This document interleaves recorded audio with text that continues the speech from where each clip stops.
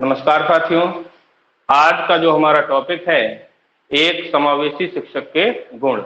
BEd second year जो एक paper चलता है, क्रिएटिंग एन इंक्लूसिव स्कूल, एक समावेशी विद्यालय का निर्माण, वो पेपर जो है उसी का ही एक यूनिट जो है आपकी 5वीं, उसी का जो पहला पार्ट है। एक समावेशी शिक्षक के अंदर क्या क्या विशेषताएं होनी चाहिए, क्या क्या गुण होने चाहिए, उसी से संबंध में हम आपके यहाँ पर कुछ बातचीत करेंगे। तो देखिए, जो एक समावेशी शिक्षक है उसमें बहुत कॉमन सी विशेषताएं हैं। जो एक नॉर्मल टीचर है और एक समावेशी टीचर है, तो बहुत अंतर नहीं है एक नॉर्मल शिक्षक में और एक समावेशी शिक्षक में, बहुत ज्यादा अंतर नहीं है। लेकिन कुछ विशेषताएं होती हैं जो एक समावेशी शिक्षक में एक नॉर्मल शिक्षक से उसको अलग बना देती हैं। मोस्टली जो टीचर है उसके अंदर क्या क्या विशेषताएं होनी चाहिए, कई प्रश्न पूछे जाते हैं कि प्राथमिक स्तर पर एक शिक्षक है, उसके अंदर मुख्य विशेषता क्या होती है। टेट में भी पूछा गया है ये सवाल कि प्राथमिक स्तर पर एक शिक्षक में मुख्य विशेषता क्या होनी चाहिए। तो धैर्य एवं दृढ़ता, सबसे धैर्यवान होना चाहिए और दृढ़ माने मजबूत होना चाहिए। बहुत जल्दी गुस्सा उठने वाला नहीं होना चाहिए, क्योंकि बच्चे छोटे होते हैं तो बच्चे कई सारी गलतियां करते हैं, तो उनकी गलतियों पे बहुत जल्दी एक्शन, गुस्सा हो जाना या उनको मारना पीटना, ये सारी चीजें नहीं होनी चाहिए। तो वैसे ही कुछ क्वालिटीज हैं। तो टीचर कैसे बना है, टीचर की फुल फॉर्म क्या होती है, टीचर की जो फुल फॉर्म बनाई गई है वो भी उसकी विशेषताओं के आधार पर ही एक फुल फॉर्म बनाई गई है टीचर की, कि उन्हीं के आधार पर हम कह सकते हैं कि एक टीचर के अंदर निम्नलिखित विशेषताएं होनी चाहिए। तो उनको भी हम थोड़ा सा नोट करते रहते हैं कि एक शिक्षक के अंदर क्या क्या विशेषताएं होनी चाहिए। तो पहले हम टीचर की फुल फॉर्म नोट कर लेते हैं, एग्जाम में आप लिखेंगे, थोड़ा सा देखने में अच्छा लगेगा आपको, एग्जामिनर को भी थोड़ा अच्छा लगता है कि एक टीचर के अंदर ये विशेषताएं होनी चाहिए। टीचर की स्पेलिंग लिख लीजिए, TEACHER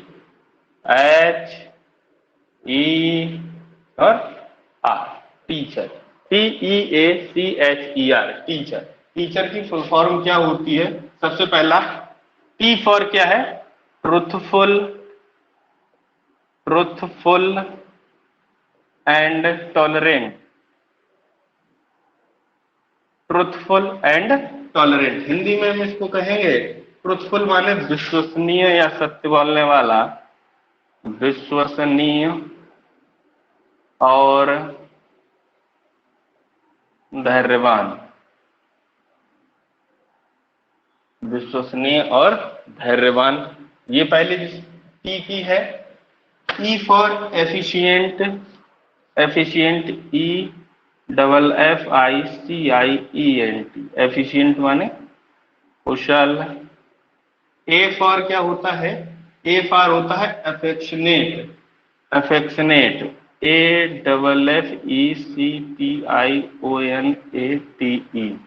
माने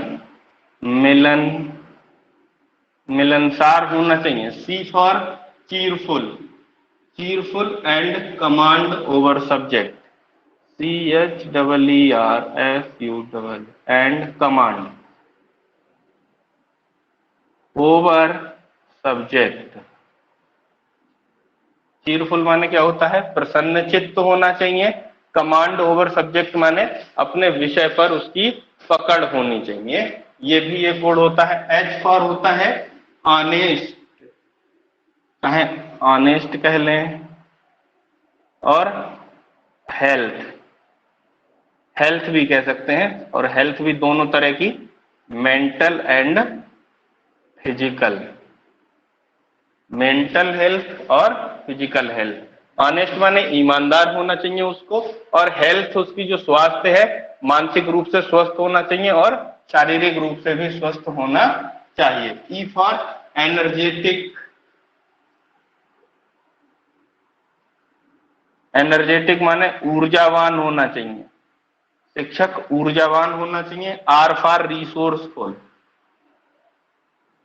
रिसोर्सफुल माने साधन संपन्न होना चाहिए, साधन संपन्न होना चाहिए। तो ये टीचर की एक फुल फॉर्म बनाई है, उसके गुणों के आधार पर ही है। ये शिक्षक के गुणों के आधार पर ही एक फुल फॉर्म बनाई गई है, जो आप देख लीजिए। टी फॉर क्या है? ट्रूथफुल एंड टॉलरेंट, विश्वसनीय होना चाहिए और धैर्यवान होना चाहिए। ई फॉर एफेक्शनेट, एफिशिएंट होना चाहिए, कुशल होना चाहिए। ए फॉर एफेक्शनेट, मिलनसार होना चाहिए। C for cheerful and command over subject, प्रसन्नचित होना चाहिए और अपने सब्जेक्ट पर उसकी क्या होनी चाहिए? कमांड होनी चाहिए, जो भी विषय पढ़ा रहा है। एच फॉर ऑनेस्ट और हेल्थ, दोनों मेंटल हेल्थ और physical health. E for energetic, ऊर्जावान होना चाहिए। साधन संपन्न, मतलब पढ़ाई लिखाई में साधन संपन्न होना चाहिए। बच्चों को जो भी चीजें वो पढ़ाए उसके लिए उसके पास सारी चीजें उपस्थित होनी चाहिए। तो ये शिक्षक की फुल फॉर्म होती है। आप चाहें तो इसका एक स्क्रीनशॉट ले लीजिए, फिर इसके आगे हम लोग बढ़ते हैं। इसके अलावा भी कुछ क्वालिटीज हैं, उन पर हम लोग चर्चा करेंगे। इसको देख लीजिए आप लोग पहले, फिर इसके अलावा जो क्वालिटीज हैं उन पर भी हम एक चर्चा करते हैं। स्क्रीनशॉट ले लीजिए आप लोग। चलिए बिगाड़ दिया जाए इसको।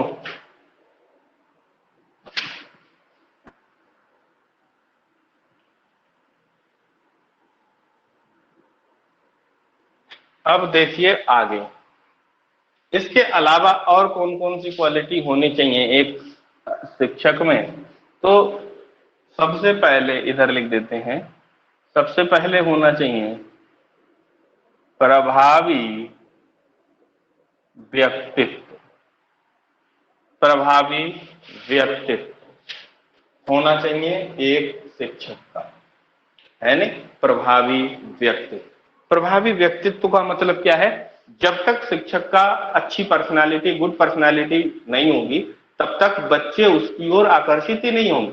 गुड पर्सनालिटी का मतलब क्या होता है? गुड पर्सनालिटी का मतलब बहुत सारी चीजें हैं, जैसे कमांड ओवर सब्जेक्ट, ये भी एक गुड पर्सनालिटी का ही फैक्टर है कि उसे अपने सब्जेक्ट का ज्ञान होना चाहिए, है ना? वेशभूषा ठीक होनी चाहिए, ड्रेसिंग सेंस ठीक होना चाहिए, मतलब उसका चेहरा ठीक होना चाहिए। चेहरे ठीक होने का मतलब ये नहीं कि बाल बिगड़े हुए हैं, मुंह धुला उला एकदम बढ़िया होना चाहिए, बच्चे देख के आकर्षित हों उसकी ओर। फिर उसके बाद और क्या हो सकता है? बच्चों से बात करने का तरीका प्रसन्नचित्त होना चाहिए। तो ये जितने भी व्यक्तित्व के जितने भी घटक हैं, जो आपको लगता है एक अच्छे व्यक्ति में, उसके व्यक्तित्व को जो बहुत प्रभावी बनाते हैं, वो सारे घटक एक समावेशी शिक्षक की बात कर लें, चाहे एक नॉर्मल शिक्षक की बात कर लें, उसमें ये सारी चीजें होनी चाहिए। तो इसको आप हेडिंग बना के एक्सप्लेन अपने आप कर देंगे कि किसी भी शिक्षक के लिए, किसी भी शिक्षक के लिए प्रभावी होने के लिए ये सबसे पहला गुण है उसका, प्रभावी व्यक्तित्व उसका अच्छा होना चाहिए। अच्छे व्यक्तित्व के अंतर्गत क्या होना चाहिए? वो शिक्षक मिलनसार होना चाहिए, बच्चों से बात करने का तरीका अच्छा होना चाहिए, उसकी वेशभूषा अच्छी होनी चाहिए, उसके विषय पर कमांड होना चाहिए। अगर उसके अंदर ये सारी चीजें हैं तो इन सारी चीजों को मिलाकर उसके व्यक्तित्व अच्छा बन जाता है, जिससे बच्चे उसकी ओर आकर्षित होते हैं और उससे जुड़कर शिक्षण कार्य का अधिक से अधिक लाभ उठा सकते हैं। तो ये हमारा पहला पॉइंट हो जाता है। दूसरा है विषय की पूर्ण एवं नवीनतम जानकारी। विषय की पूर्ण एवं नवीनतम जानकारी, ये भी बहुत बड़ा पॉइंट है कि एक शिक्षक के लिए विषय की पूर्ण जानकारी। देखिए अब दूसरी बात, किसी को भी अपने सब्जेक्ट की पूर्ण जानकारी नहीं होती, पूर्ण जानकारी किसी को भी नहीं होती है। आप कह दो कि आपको है या कोई दुनिया में टीचर है, कंप्लीट कोई नहीं है अपने आप में। हर चीज में ज्ञान सबको है, किसी को ज्यादा है किसी को कम है, लेकिन हम लिखते हैं कि विषय की पूर्ण जानकारी एवं नवीनतम जानकारी। शिक्षा में भी कई सारी खोजें होती रहती हैं, रिसर्च होती रहती है, जिसके परिणाम स्वरूप ये होता है कि जो पुराना ज्ञान होता है वो रिवाइज हो जाता है, उसकी जगह पर चीजें बढ़ जाती हैं, कम हो जाती हैं। तो उसकी भी जानकारी एक शिक्षक को होनी चाहिए। और विषय की पूर्ण जानकारी का मतलब ये है, जैसे कभी कभी ये हो जाता है बच्चे ने कोई क्वेश्चन पूछ लिया और आपको वो क्वेश्चन नहीं पता है, अब आप क्या करेंगे उस कंडीशन में? बच्चे को आप गलत नहीं बताएंगे, आपको क्या होना चाहिए? आपको ये कह देना चाहिए ये क्वेश्चन हमको पता नहीं है अभी, इसको हम आपको देखकर बता देंगे, अपेक्षाकृत गलत बताने की। गलत ना बताइए। गलत बताने में बच्चा, क्या आप समझ रहे हैं ना, बच्चे का कितना नुकसान होगा? बहुत नुकसान होगा बच्चे का। तो ये कह दीजिए कि हमको पता नहीं है, इसमें कोई बेइज्जती नहीं है, कोई बच्चा आपका उपहास नहीं करेगा, अगले दिन देखकर उसको सही चीज बता दीजिए। तो विषय की पूर्ण जानकारी और नवीनतम जानकारी का मतलब हमने आपको बताया कि विषय में कई सारी चीजें ऐसी होती हैं जो जुड़ती रहती हैं या संशोधित होती रहती हैं या कम होती रहती हैं, तो उसका भी जानकारी एक शिक्षक को होनी चाहिए। तो हमारा पहला था प्रभावी व्यक्तित्व, दूसरा था विषय की पूर्ण एवं नवीनतम जानकारी, अगला धैर्यवान, यह भी हमने आपको बताया। एक शिक्षक में सबसे बड़ा गुण होता है उसका धैर्यवान होना। अगर उसके अंदर धैर्य नहीं है, पेशेंस नहीं है, तब तक वो नहीं काम करेगा, बड़ी जल्दी गुस्सा आ जाती है, सब बच्चों को मारने लग गए, पीटने लग गए। अब शिक्षा में ये चीजें वैलिड नहीं है, आप नहीं कर सकते, बच्चे मार नहीं सकते, पीट नहीं सकते, ठीक है। तो बच्चा क्या है, छोटे बच्चे होते हैं, वो बहुत गलतियां करते हैं शुरू में सीखने में, तो आप उनको मारेंगे नहीं, ये नहीं कि उन्होंने गलती कर दी आप उस गलती को लेके बैठ गए, मारने लग गए, पीटने लग गए, ये चीजें ठीक नहीं। बच्चों को समझाइए प्यार से, नहीं समझ रहे हैं दोबारा समझाइए, माता पिता से बात कीजिए, लेकिन आप उनको कहीं भी मार नहीं सकते हैं। तो एक शिक्षक के लिए ये भी एक बहुत अच्छी क्वालिटी होनी चाहिए उसमें, तीसरी क्वालिटी कि उसका क्या होना चाहिए, धैर्यवान। फोर्थ जो क्वालिटी है, पक्षपात रहित होना।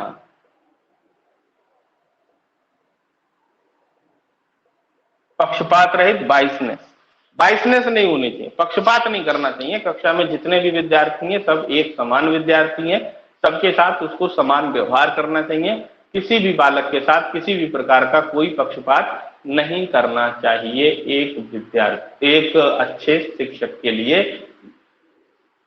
पक्षपात का क्या मतलब होता है कि जनरली टीचर क्या कर देते हैं, जो अच्छे बच्चे हैं उनसे अच्छे से व्यवहार करते हैं, जो अलग बच्चे हैं या जान पहचान के बच्चे हैं उनसे थोड़ा बिहेवियर अलग हो जाता है। तो इन चीजों को ध्यान में रखिए कि हमें सबसे समान व्यवहार करना है, किसी से भी पक्षपात नहीं करना है। अगला पॉइंट क्या हो सकता है हमारा, शिक्षण की प्रभावपूर्ण तथा नवीन विधियों का ज्ञान। शिक्षक की प्रभावपूर्ण तथा नवीन विधियों का ज्ञान। आप देखते हैं कि पहले टीचिंग जो होती थी, शिक्षण होता था, पहले उसमें केवल एक शिक्षण विधि थी, मात्र एक लेक्चर मेथड चलता था। लेकिन आज ऐसा नहीं है, आज शिक्षण में कई सारी नवीन विधियां ऐसी हैं। पहले जो थी शिक्षक केंद्रित विधियां चलती थी, टीचर सेंटर्ड एजुकेशन होती थी, लेकिन वर्तमान जो है वहां चाइल्ड सेंटर्ड एजुकेशन चल रही है। तो जितनी भी शिक्षण विधियां हैं वो भी ऐसी हैं जो चाइल्ड सेंटर्ड हैं, बच्चे को प्राथमिकता दी जाती है उसमें। तो एक टीचर के लिए उन विधियों का ज्ञान होना भी आवश्यक है, साथ ही साथ उन विधियों को प्रयोग करना। केवल ज्ञान होना पर्याप्त नहीं है कि आपको ज्ञान तो है, ये विधियां हैं, ये हैं, वो हैं, लेकिन आपको उस ज्ञान के साथ साथ उन विधियों के प्रयोग की भी जानकारी होनी चाहिए कि कौन सी विधि कहां पर प्रयोग करनी है और उसका किस तरीके से प्रभावी उपयोग करना है। उपयोग करने से मतलब नहीं है, केवल प्रभावी उपयोग किस तरीके से आप करेंगे जिससे बच्चे उस विधि का ज्यादा से ज्यादा लाभ ले पाए। प्रत्येक विषय को सीखने की अलग अलग विधियां होती हैं, तो हर विषय में आपको पता होना चाहिए कि कौन सी विधि किस तरीके से हमको अच्छे से प्रयोग करनी है जिससे बच्चे उस चीज का अधिक से अधिक लाभ ले पाए। ठीक है, अब इसके आगे जो अगली विधि है हमारी वो सुन लीजिए। अगला पॉइंट क्या है, बड़ा इंपॉर्टेंट है साहब,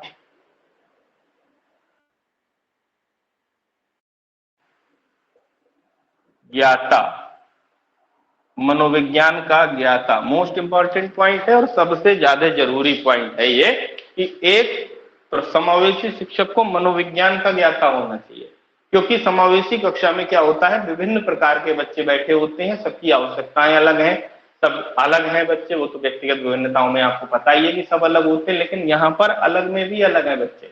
तो अगर टीचर को मनोविज्ञान का ज्ञान नहीं है, साइकोलॉजी का ज्ञान नहीं है, बच्चों के व्यवहार का अध्ययन नहीं करना आता है उसको, तो वो शिक्षक वहां पर फेल हो जाएगा, वो प्रभावी नहीं हो पाएगा।